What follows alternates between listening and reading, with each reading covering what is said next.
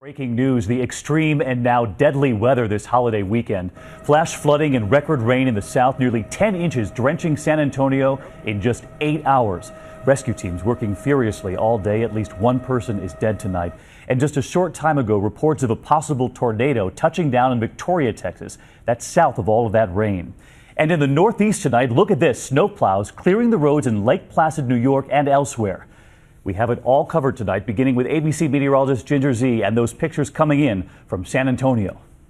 Tonight, San Antonio submerged. Dangerous flash floods have taken over the city.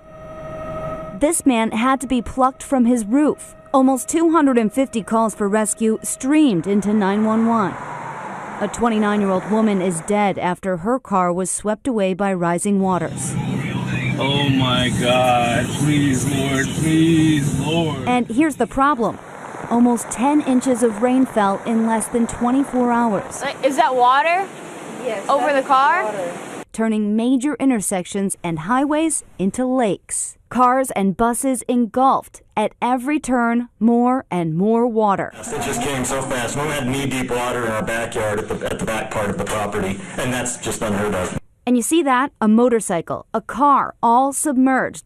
From all that flooding to a reported tornado just over 100 miles southeast near Victoria, Texas. Look at that. Wow. Whoa, what's A wild start to the weekend and even more rain to come. More rain to come, and Ginger's with us now, and you were telling me how quickly this came today. Right, that is why it's flash flooding, anywhere from 3 to 4 inches per hour at its peak. So that adds up and adds up quickly. Stay with us here because we want to bring in Matt Rivers of our station in San Antonio, KSAT. He's right there in the middle of all this flooding. Matt?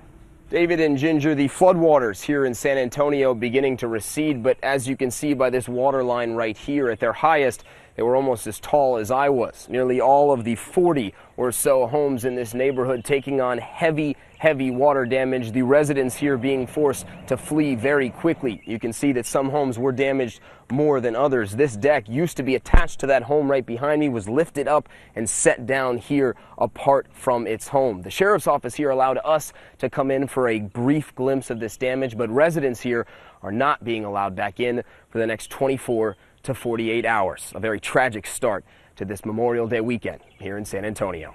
David? All right, thank you, Matt. I want to bring back in Ginger for the rain forecast. What are we looking at? Some good news for San Antonio and areas surrounding that have had way too much rain. They're going to get a few more scattered showers, but really it's more like the ½ to 1 inch tops. And then Vermont, they've had issues with flooding and not a whole lot left there either. Slowly through the Memorial Day weekend will be drying out. And of course, the other major weather headline tonight, all that snow. We mentioned it earlier. Take a look at these pictures. This is from the top of Vermont's Mount Mansfield. It could have been shot in January, but this is from Memorial Day weekend just today. So Ginger, everyone at home saying, what is going on here? What are we going to be? Snow, skiing in July? Really? Let's look at that forecast, though, for tomorrow. Things are improving slightly. Temperatures very slowly warm in the northeast, but still some showers linger for tomorrow. I really want you to focus on the severe storms possible in northern Kansas, Nebraska. Those are isolated tornadoes, remember, damaging wind and hail tomorrow.